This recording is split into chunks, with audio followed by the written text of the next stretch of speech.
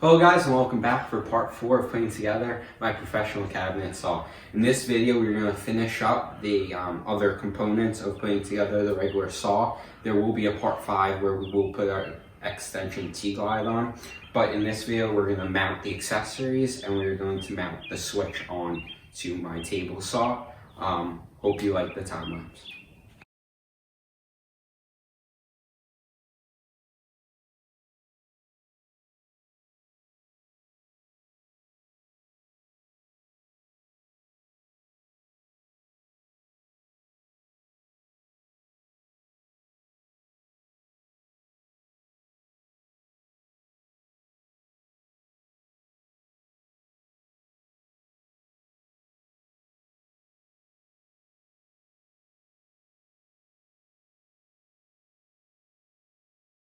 Alright guys, so that was the end of part 4 of putting together my professional cabinet saw.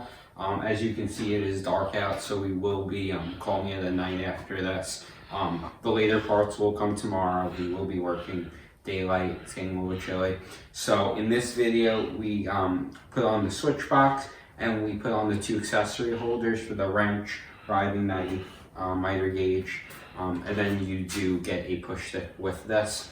In the later video, we will be putting that riving knife on, but for right now, we're just going to store it there until we get to that. I hope to see you for part 5. Have a nice day. Chop that subscribe button, hammer that like button, and mark up the comment section.